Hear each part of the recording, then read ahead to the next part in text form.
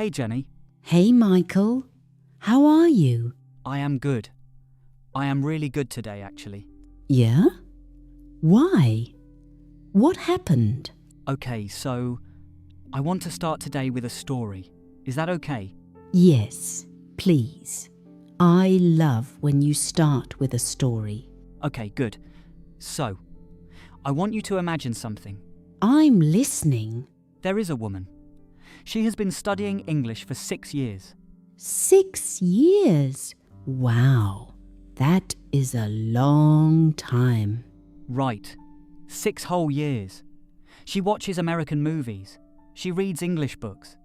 She listens to podcasts every single day. On the bus, in the kitchen, before sleeping. She sounds really serious. Like, really dedicated. She is. She really is. And one day, her dream came true. Okay, what happened? A man walked up to her, a real English speaker. He smiled and said, "Hey, can you tell me how to get to the train station?" Oh no. And she froze. She froze, completely. Her mouth opened. Nothing came out. Her brain just stopped. Like someone pulled the plug. Oh, I felt that. I actually felt that in my chest just now. Right? Like the lights went off inside her head.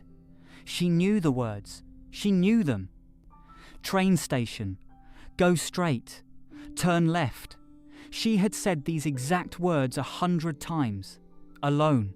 In her room. To her mirror. To her mirror. And then when a real person was right there in front of her. Nothing. Nothing. He smiled again, politely. Then he walked away and asked someone else. Oh, that part hurts. She stood there alone, and she felt something very heavy in her chest. Not embarrassment, not anger, something worse. She felt like she failed herself. Exactly, like she failed herself. And you know what, Jenni? I think a lot of people listening right now felt something when they heard that story. I think so too. I think a lot of people thought, that is me. That is exactly me. And if that is you, if you have studied English for months or years and you still feel stuck when you try to speak, please stay with us today. We made this whole episode for you, just for that feeling. Just for that feeling, yes. Okay, so Michael, let me ask you something, because I think about this a lot. Yeah, go ahead. Why does this happen? Like, why do people understand English, but then they cannot speak it? It seems so strange. You know the words. You understand the words. But when you try to say them, they disappear. They disappear. Like, where do they go? Okay, so this is actually really interesting. And I want to explain it simply, because it is not complicated. Nobody explains it well. Okay, yes. Explain it simply. Please. So, when you learn English, imagine your brain has a shelf. A long shelf. Full of boxes. Okay, I like this already. Every word you learn is a box on that shelf. Every sentence you understand is a box on that shelf. You read the word beautiful, box on the shelf. You hear a sentence and understand it, box on the shelf. Okay, so the shelf gets full over time. Exactly. Over months and years of studying, your shelf gets very full. And that is good. That is real progress. But here is the thing. Putting boxes on the shelf is passive. It means information is coming to you. Reading is passive. Listening is passive. Watching is passive. You receive, you store. Okay, I see where this is going. Speaking is the opposite. Speaking is not receiving. Speaking is sending. You have to reach to that shelf. Grab the right box. Open it fast. Use what is inside. While someone is standing right in front of you waiting. While your heart is beating fast. While the clock is ticking, yes. And that is a completely different skill. So it is like two different muscles. Exactly. Two completely different muscles. You have been training one muscle for years, reading, listening, watching. But the other muscle, the speaking fast, thinking fast, talking in real time muscle, that one is weak. Not because you are bad, just because you have not trained it. Oh wow, okay. That actually makes so much sense. And it is such a relief to hear it explained that way, because a lot of people think, I am just bad at English. There is something wrong with me. And that is so not true. It is so not true. The shelf is full. The words are there. You just have not practiced reaching for them quickly, under pressure, in real time. You know what this reminds me of? Learning to drive. Oh yes, tell me. So, when I was learning to drive, I understood everything. I knew what the pedals were. I knew what the mirror was for. I understood the rules. But the first time I was actually on a road with real cars around me, Everything went blank. everything went blank. I could not remember anything. My brain just froze. Because knowing and doing are two completely different things. Completely different. And nobody tells you that. Nobody says, hey, this is a different skill. You have to practice differently. And that is exactly what we want to talk about today. Okay, Jenni, I want to talk about something now that I think is really important. Yeah, what is it? Nervousness. Oh, yes. Big topic. Because here is something that most English courses never say. Nervousness is not your enemy. Wait, say that again. Nervousness is not your enemy. I think a lot of people will push back on that. Like, nervousness feels terrible. It feels like the problem. I know it feels that way. But let me explain. When you feel nervous before speaking English, your body is doing something natural, something human. Your heart beats faster, your mind goes a little blank, your mouth goes dry. Yes, all of that. This happens to everyone, in every language, in every situation. A person giving a speech in their own language gets nervous. A professional actor gets nervous before going on stage. Even native English speakers get nervous in important conversations. So nervousness is not a sign that you are bad. Nervousness is a sign that you care, and that is actually beautiful. Okay, I love that. Nervousness means you care. But here is where it becomes a problem. When you feel nervous, and then you cannot speak, you think, see, I knew it. I am bad. English is not for me. And that thought makes you more nervous next time. Yes. More nervous means more frozen. More frozen means more negative thoughts. More negative thoughts means more nervous. It is a circle. A circle that goes around and around, getting smaller and tighter. Until you feel completely stuck. Until you feel completely stuck. And that circle is what we want to help you break today. You know what, Michael? I want to share something personal here, because I think it will help people. Please. Yes. So when I first started speaking English in front of people, I was so nervous. Like my hands would actually shake. Not just my voice, my hands. Really? Really. And I would think before I even opened my mouth, okay, what if I say it wrong? What if my accent sounds weird? What if they do not understand me? What if they think I am stupid? All of those thoughts before you even said one word. All of those thoughts. And then, of course, I opened my mouth and everything came out wrong. Because my brain was so full of fear, there was no room for the English. That is such a perfect way to say it. Your brain was so full of fear there was no room for the English. And I think that is what happens to so many people. It is not a language problem. It is a fear problem. It is a fear problem. And fear responds to practice, not studying, practice. Okay, I want to tell a story now. Is that okay? Yes, please. Go ahead. So, there was a man. His name was, let us call him David. Okay, David. David was an engineer, smart guy, serious guy. He had been studying English for almost 4 years. 4 years. That is real effort. Real effort. He could read technical documents in English, very complicated ones. He understood them well. He could write emails in English, professional emails. His boss was impressed. So, on paper, David was doing great. On paper, David was amazing. But in meetings, when English speakers were talking fast, David sat quietly. He understood most of it, but he never spoke. Never said a word.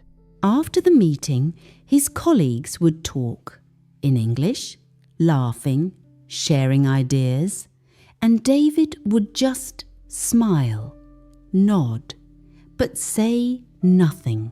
He was invisible. He was invisible. Until one day his colleague, a kind woman, walked over to him. She said, "David, you never talk in our meetings. Do you understand what we're saying?" Oof. That is a hard question to be asked. David felt his face go red. He said very quietly, "Yes, I understand. I don't know how to jump in." I don't know how to jump in. I think so many people feel that exact thing. Exactly. You are there. You understand. But the moment to speak comes, and then it passes, and you missed it, and then you feel even worse. So what did the colleague say? She looked at him for a moment, and then she said something that changed everything for David. She said, "We are not grading you. We just want to hear what you think." We are not grading you. We are not grading you.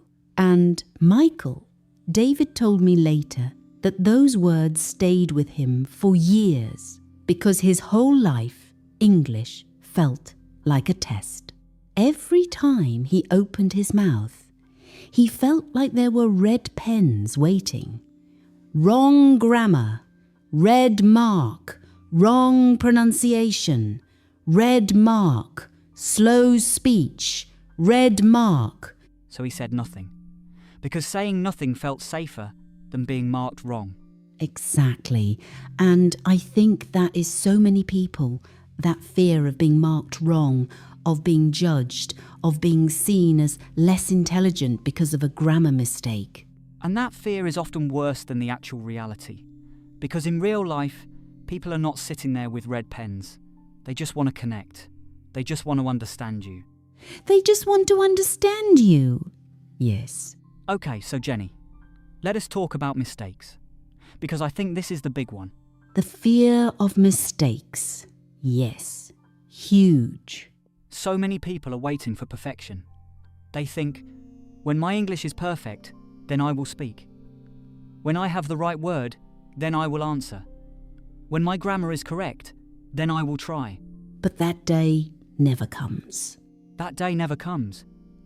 Because waiting for perfection is the same as waiting forever. And you know what is funny? Native speakers make mistakes every single day in their own language. All the time. They say the wrong word. They forget a word in the middle of a sentence. They start a sentence and change it halfway through. They say and 50 times in one conversation. And nobody notices. Nobody cares. Nobody cares. Because conversation is not about perfection. It is about connection. Can the other person understand you? Are you trying to communicate? Is there a real idea being shared between two people? That is all that matters. One small grammar mistake does not break a conversation. One wrong word does not make you stupid. One slow sentence does not make you a failure. It makes you human. It makes you beautifully human. And you know, Jenni, I want to say something here. Because I think people also worry about accent. Like, my accent is too strong. People will not understand me. People will think less of me. Oh yes, the accent thing. Can I be really honest about this? Please. The world is full of English accents. There is no one correct English accent. There is no perfect English accent. British accent, American accent, Australian accent, Indian accent, Nigerian accent, Pakistani accent, Brazilian accent. All real English. All completely valid English. When you speak English with your accent, you are not speaking bad English. You are speaking your English. Your English. I love that. And the only thing that matters in communication is clarity. Can the other person understand your words? If yes, your accent is perfect. Exactly as it is. You do not need to fix your accent before you start speaking. You speak first. The rest follows naturally. Okay, Michael, I want to get practical now. Because I think people want something they can actually do. Not just feel better, but also do something real. Yes, absolutely. Let us get practical. So, what is the first thing you would tell someone? Someone who feels stuck? Someone who understands English but cannot speak? What do they do tomorrow morning? Okay, this is going to sound very simple. Almost too simple. Simple is good. Simple works. Talk to yourself. Okay, yes. I knew you were going to say that. I know. It sounds strange, but stay with me. Talking to yourself in English is the safest practice in the world. No one is judging you. No one is waiting. No one is watching. It is just you and your voice. And you start really small. Incredibly small. Tomorrow morning when you wake up, say out loud in English, "Good morning, I am tired, I want coffee." 3 sentences. That is it. 3 sentences. 10 seconds. That is your whole practice for the morning. Then, when you eat breakfast, say out loud, "I am eating eggs. They are warm. I am hungry." When you go outside, "It is sunny today. The air is cool. I like this." Simple, easy, short. You are not performing. You are not being tested. You are just moving your mouth, training your brain to find words quickly, training your tongue to make English sounds naturally. And day by day, something changes. Something changes. The gap between thinking and speaking gets smaller. Your mouth starts to feel easier, more natural. I actually did this years ago when I was really struggling, and it felt so silly at first. Right? Like I am standing in my kitchen talking about my eggs in English. What am I doing? But then, after 2 weeks... After 2 weeks, it started to feel normal. The words came faster. I was not searching as much. Because you trained the muscle every single day in a safe place, and slowly your hand got faster at reaching for the boxes. Reaching for the boxes. Yes. Okay, what else? Okay, here is another one. And this one is really powerful. It is about the little phrases, the tiny natural expressions that real people use every day. Oh yes, the small phrases. Because most English learners spend all their time on big vocabulary, complicated words, advanced grammar, and they completely miss the small phrases that make someone sound natural. Things like what? Things like, "Yeah, totally," or "Oh, really?" or "That's crazy," or "I don't know," or "Kind of, yeah." These tiny little things that keep a conversation alive. Exactly. And knowing these tiny phrases is sometimes more powerful than knowing 100 grammar rules. Because when someone says something to you in English, and you respond with just one natural little phrase, the conversation keeps moving. Like, "Did you see the game last night?" And you say, "Oh, I missed it. Was it good?" That is it. 2 short sentences. The conversation is alive. You do not need to make a speech. You do not need to explain your whole life. You just need to keep the ball in the air. Keep the ball in the air. I love that. Start collecting these small phrases, like little treasures. Every time you hear a short, natural phrase in a movie or a video or a real conversation, save it, write it down, say it out loud 5 times. No way. Are you serious? That makes sense. I totally get it. That's so funny. These are not difficult, but they sound incredibly natural, and they will make you feel so much more comfortable in real conversations. Because you have something to say. You always have something to say. Always. Okay, I want to bring up something that I think is really interesting and something that people do not talk about enough. What is that? The inside voice. Oh, yes. This is a big one. So you know that little voice inside your head? The one that talks to you all day? Yes, everyone has it. What language does yours speak? Mix of things, honestly. It depends on what I am doing. Right.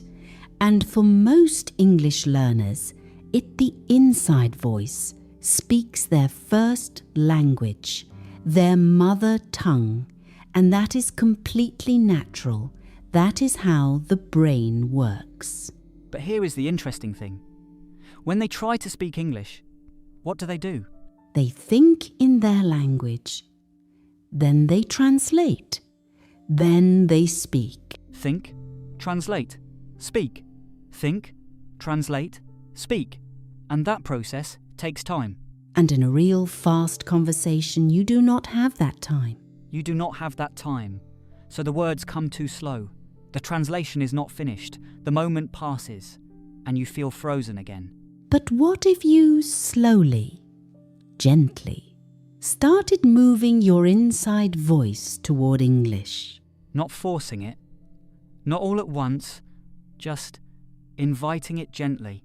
When you see a red apple, instead of thinking the word in your language, think red apple. When you feel tired, instead of the word in your language, whisper inside, I am tired. When you look at the rain, think it is raining. Small, gentle, easy. And over time, your inside voice starts to think more in English. And when your inside voice thinks in English, speaking English becomes faster, more natural, less translation. The gap closes. Not overnight, not completely, but slowly, beautifully. And one day you notice you had a whole thought in English without even trying. And that feeling is amazing. That feeling is amazing. It is like your brain chose English on its own. Jenni, I want to pause here for a moment, because I want to say something important. Something from the heart. Please, yes. You are doing something hard.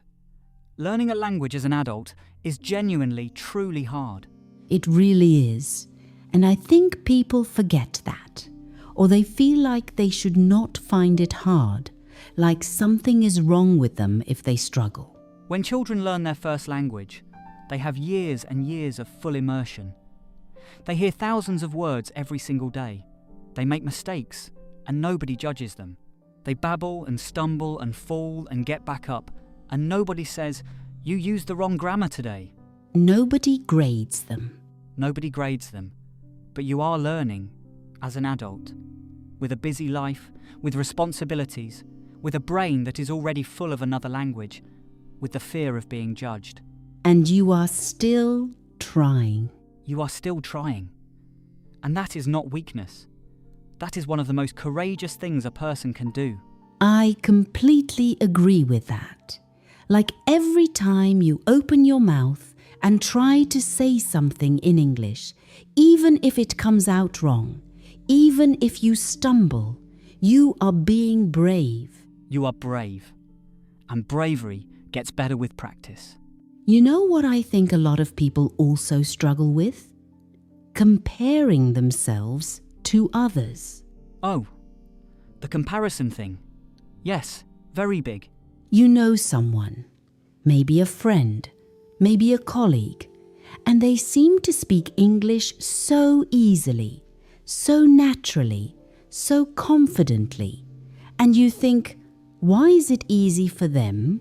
Why not for me? And that question slowly, like a small dark cloud, starts to rain on your confidence. But here is the thing. You do not know their full story. You never know the full story. Maybe they lived abroad for a year. Maybe they had an English-speaking partner.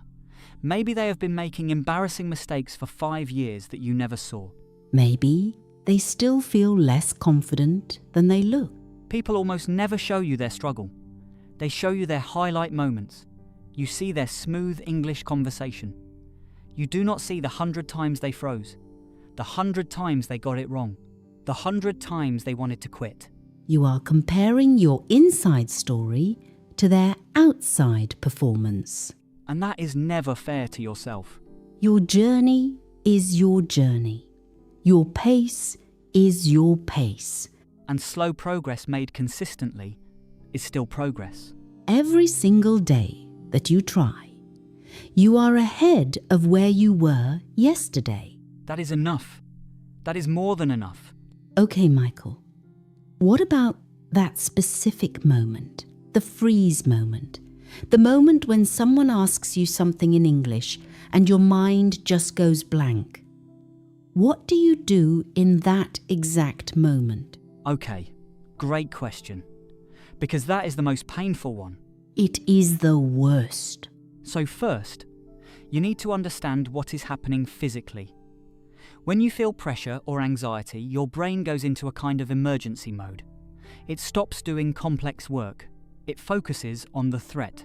And language is complex work. Language is very complex work, so it gets pushed to the side. This is why your mind goes blank. It is not stupidity, it is biology. Your brain is trying to protect you. Your brain thinks there is a danger, and it is trying to protect you, just in a very unhelpful way. Okay, so what do you actually do? First thing, breathe. One breath. One slow breath.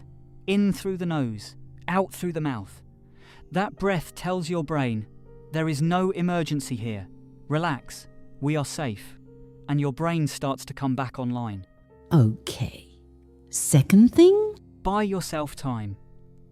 In English, there are beautiful little phrases that native speakers use all the time when they need a second to think. Like what? That's a good question. Or, let me think about that for a second. Or, oh, interesting. Or, yeah, so, or, you know what? And these phrases do two things. They keep you in the conversation, and they give your brain a few extra seconds to find the words. And nobody thinks you are stupid for saying, They think you are thoughtful. They think you are taking the question seriously, which is actually a good thing. And third? Third, simplify. If you cannot find the complicated word, use a simple one. If you cannot remember the perfect grammar, use the most basic structure. I want a coffee. She is very nice. This is good. Simple, clear, understood, perfect. Real communication does not need to be fancy. It needs to be real. Can I add something here? Please. If you cannot find a word at all, describe it. Do not stop. Do not go silent. Describe it. Yes, this is so good. Like if you cannot remember the word umbrella, say the thing you use when it rains. You hold it over your head. And the other person will say, oh, you mean umbrella? And you say, yes, umbrella, thank you. And the conversation kept moving. You communicated. You connected. You found a way. That is real English. That is what real people do, even in their own languages. Jenni, can I tell you something a little funny? Please. Yes. We need something funny. Okay, so I was in a conversation once. A group of people, everyone talking fast, laughing, jumping from topic to topic. And I had a thought, a really good thought, something interesting to say. And? I could not find the right word, the exact word I wanted. I searched inside my mind. Nothing. The conversation moved on. The moment passed. Oh no. I sat there quietly, a little disappointed. But then later, I was alone, and the word came to me, suddenly, perfectly. Ha! Of course it did. I literally laughed out loud. Because of course, it came when it was too late. This happens to everyone. And not just in a second language. In your own language too. Exactly. So the lesson I learned that day, an approximate word now, is worth more than the perfect word, too late. I love that. Write that down, everybody. An approximate word now is worth more than the perfect word, too late. If you cannot find the exact word you want, find the closest one, a similar one, a simpler one.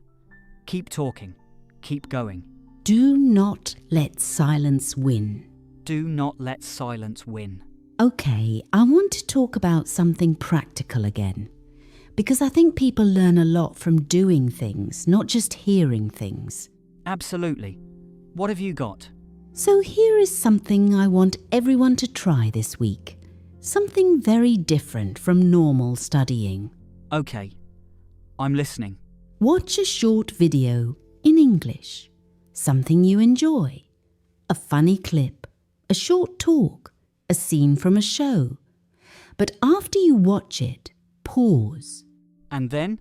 Try to tell someone, or tell yourself out loud, what happened. In English, in your own words, in simple sentences. Like a little summary. Exactly. A man walked into a cafe. He ordered a coffee. The waiter was very funny. He said something strange. Everyone laughed. Simple, imperfect, but real. You are not translating. You are creating. You are finding your own words. You are building a connection between what you understood and what you can say. This is called output practice, and it is incredibly powerful. Because the brain learns by doing, by trying, by using. Every time you do this, you are making new connections, building new pathways, making English feel more like yours. I also love this because there is no pressure. No one is waiting for your answer. You watch something, now you just talk about it. Alone, out loud. Alone, out loud, every single day, even for 5 minutes. 5 minutes of real output practice is worth more than 1 hour of passive reading. So much more. Because you are training the right muscle. The reaching muscle, not the storing muscle. The reaching muscle. Exactly. Can I bring up something now that I think is a little uncomfortable, but really important? Of course. Sometimes, the thing that is stopping someone from speaking English is not actually their English. What do you mean? It is their identity, how they see themselves. Oh, that is deep. Say more. So some people have a belief deep inside them that says, I am not an English person. English is for other people, not for me. Where does that belief come from? Maybe from a teacher who said something unkind a long time ago. Maybe from a family that never used English. Maybe from a community where speaking English made you feel like you were showing off. Like you were acting different. Like you were trying to be something you were not. So, every time you try to speak English, something inside pulls you back. A feeling that says, this is not you, stop. And if that is you right now listening, I want to say something gently. Please. Learning a language does not change who you are. Your culture is yours. Your roots are yours. Your first language is yours. Your family, your memories, your identity, all of it completely and beautifully yours. English is just an addition. Like adding a room to a house. The house is still the same house. The rooms you love are still there. But now there is one more room, one more door, one more way to step into the world. You can be fully yourself and also speak English. These two things do not fight each other. They live together. Beautifully. I love that. And I think for some people, that is the most important thing they will hear today. Not a tip, not a technique, just the permission to be themselves while also growing. Yes, the permission. Because so many people are waiting for permission that nobody else can give them. You have to give it to yourself. You have to give it to yourself. Okay, Michael, let us talk about something fun. Music. Oh yes, I love this topic. Because I think music is one of the most underrated ways to build natural English. And nobody talks about it enough. And the best part is, it does not feel like studying. It does not feel like studying at all. It just feels like life. Like listening to something you enjoy. So what happens when you listen to English music again and again? Something amazing. The phrases go into your mind, they become familiar, they become yours. You find yourself humming a line, remembering a phrase. And then one day, in a real conversation, that phrase comes out. Naturally, perfectly timed. Like you have been saying it for years. Because in a way you have been. Inside your mind, in the music. This is unconscious learning, and it is completely real. So add music to your English life. Whatever music you enjoy, pop, rock, hip-hop, whatever makes you feel something. Listen again and again. Do not try to understand everything. Do not sit there with a dictionary. Just let it wash over you. Let the rhythm of English become familiar in your body, not just your brain. Because language is not only mental, it is physical, it is rhythm, it is music. I think about how children learn language. They sing songs, they hear rhymes, they clap along to rhythms. Long before they understand grammar rules, they feel the language. They feel the language, yes. And that feeling is something that adults can get too, through music. It just takes a little more time and a little more intention. But it is so worth it. Jenni, I also want to talk about conversation partners. Because I know a lot of English learners dream about finding the perfect native speaker to practice with. The holy grail of English practice. Yes. And native speaker partners are wonderful. I am not saying they are not helpful. But here is what I want to gently push back on. You do not need a native speaker to improve your English conversation. Any real human being who wants to communicate in English is enough. A friend who is also learning. A colleague who wants to practice. An online partner from another country. Someone using English as a shared bridge language. And actually, talking with another non-native speaker can sometimes feel safer. You both know the struggle. You both make mistakes. Neither of you is judging. And the goal of English is not to impress native speakers. The goal is to communicate with the world. The world is full of people speaking English as a second language. In airports, in offices, in international meetings, in online communities. Most of the English conversations happening on this planet right now, are between people who both learned it as a second language. You are already part of that world. You already belong. You already belong. And you do not need to wait for a native speaker to prove that. Okay, so find a practice partner. Even if they are also learning, even if they also make mistakes, especially if they make mistakes. Because then you both feel safe. And safe is where real progress happens. Michael, I want to come back to the story we started with. Oh, yes. The woman and the train station. Do you want to know what happened to her? I do. I really do. So she went home that day feeling terrible. She sat with that heavy feeling for a long time. But then she did something. What did she do? She got angry. Angry? Not at herself, not at the man, not at English. She got angry at the fear. I love that. She decided right there, in that moment, that she was going to fight the freeze, not by studying more, not by memorizing more vocabulary.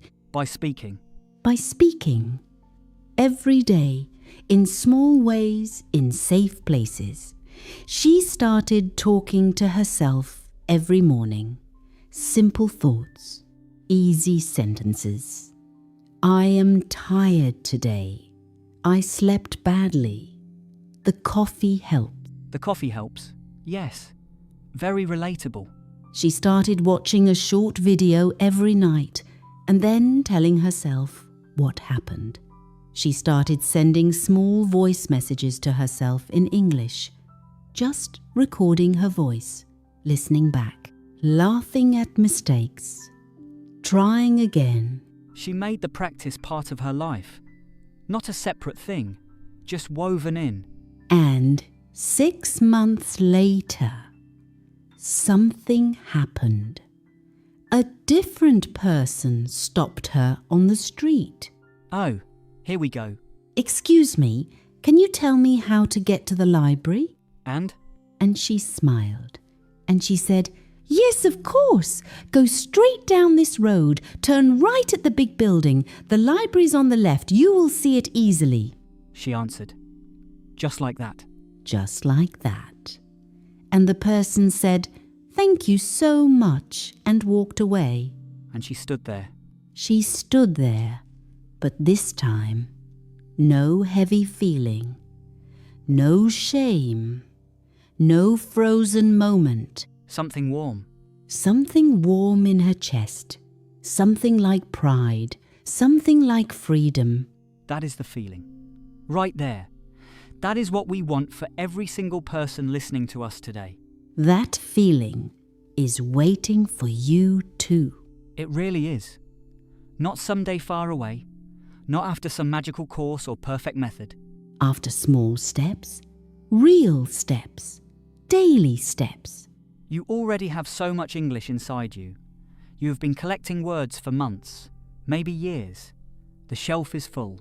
Now it is time to practice reaching, time to practice using, time to be a little brave every single day. Okay, I want to say one last thing before we close. And I want to say it to the people who've been trying for a long time. The people who feel tired. The people who feel like maybe it is too late. Maybe they missed their window. Maybe English is just not for them. I see you. We see you. It is not too late. The brain is not only a young person's thing.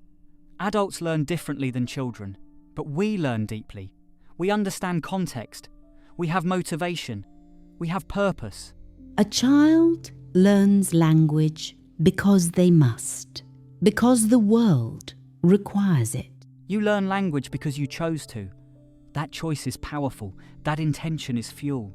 And adults who are intentional, who have real reasons for learning, who bring genuine emotion and purpose to their practice. They make incredible progress. Not always fast, but real and lasting. You are not too old. You are not too slow. You are not too far gone. You are just in the middle of the journey. And the middle of a journey is exactly where most of the growth happens. Exactly. So, let me leave you with something to do. Not just feel, actually do. Yes. What is it? Tomorrow, pick one moment in your day when you would normally be quiet. Maybe a moment alone, maybe a walk, maybe before you sleep. And in that moment, speak English, out loud. about your day. Today was good. I woke up late. I had coffee. I went to work. My colleague was funny. We laughed about something small. I came home. I am tired now. But it was a good day. Simple, easy, real. That is your English, your voice, your life in English. You do not need a teacher in that moment. You do not need a textbook. You do not need to be perfect. You just need your voice and your willingness to use it. That is the whole secret. Speaking is the answer to the speaking problem. Not more studying, not more waiting, not more perfect preparation. Speaking. Daily. Imperfectly. Bravely. So let me end the same way we started, with that feeling. The feeling of, I understand English, but I cannot speak it. We hope you understand now that you are not alone. We hope you understand now that there is a real reason for that feeling. And we hope you understand now that there is a real path forward. Not a magic path. Not a fast path. A real path. A human path. Made of small, brave moments every day. Made of gentle practice, soft patience, and honest effort. You have everything you need. The words are there, on your shelf. Now just practice reaching for them. One conversation at a time, one sentence at a time, one small, brave moment at a time. And one day, just like that woman on the street, you will answer a question in English. And you will feel something warm in your chest. Something like freedom. That day is coming for you. We truly believe that. Relax. Breathe. You are not bad at English. You are just getting started. And that is a beautiful place to be. Thank you so much for listening today. We will see you next time. Take care of yourselves. Bye, everyone. Bye.